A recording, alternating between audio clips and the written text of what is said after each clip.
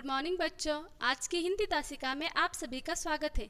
तो बच्चों, आज हम हमारा हिंदी का व्याकरण देखने वाले हैं और व्याकरण में हम देखेंगे आज विलोम शब्द और पर्यायवाची शब्द। तो चलो बच्चों, यहाँ पर ध्यान दो। विलोम शब्द। अब विलोम शब्द की परिभाषा क्या है? उल्टे अर्थ वाले शब्दों को विलोम शब्द कहते हैं। उल्टे अर्थ वाले यानी कि हम उसे विरुद्धार्थी शब्द भी कहते हैं। उसके कुछ उदाहरण मैं आपको बताती हूँ। विपुल मोटा लड़का है, प्रफुल्ल पतला लड़का है। सूरज सुबह निकलता है, वह शाम को डूबता है। दुनिया में कोई अमीर है, कोई यहाँ गरीब है। अब देखो बच्चों, जहाँ पर मैंने रेखाएं खींची है यानी कि जो रेखांकित शब्द है उनका अर्थ एक दूसरे से विरुद्ध है, बिल्कुल भी विरुद्ध है। जैसे कि देखो, यहाँ पर विपुल मोटा लड़का है और प्रफुल्ल पतला लड़का है।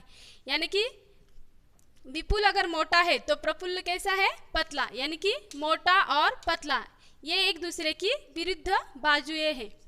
आगे देखो, सूरज सुबह निकलता है, वह शाम को डूबता है। अब यहाँ पर सुबह और शाम ये भी कैसे है? एक दूसरे के विरुद्ध शब्द है। जैसे कि सुबह और उसका विरुद्ध शब्द क्या आएगा? शाम।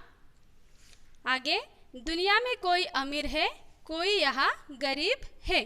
अब देखो बच्चों, यहाँ पर दिया है अमीर और यहाँ गरीब, तो अमीर के विरुद्ध शब्द क्या आएगा?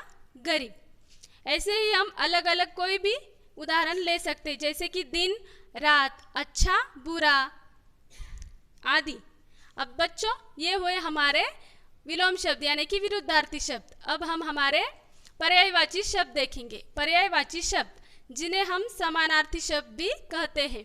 इसकी परिभाषा है, समान या एक जैसा अर्थ प्रकट करने वाले शब्दों को पर्यायवाची शब्द कहते हैं।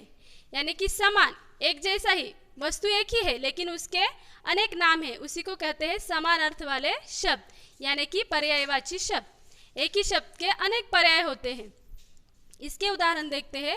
यह मेरी पुस्तक है, यह मेरी किताब है। वह आम का वृक्ष है, वह आम का पेड़ है। सिंह जंगल का राजा है, शेर जंगल का राजा है। अब देखो बच्चों, उदाहरण हम समझ लेते हैं। पहला उदाहरण क्या है?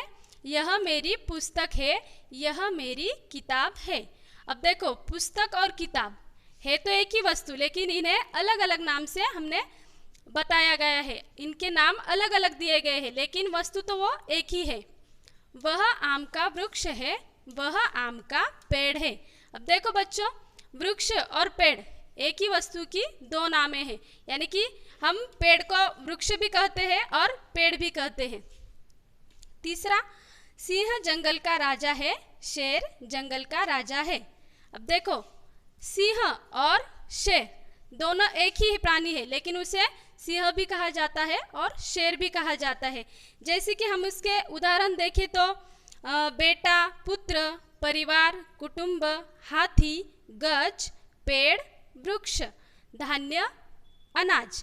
ऐसे हम कई अलग अलग शब्द भी इनमें यूज कर सकते हैं या फिर देख सकते हैं।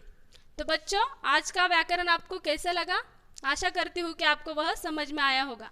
धन्यवाद।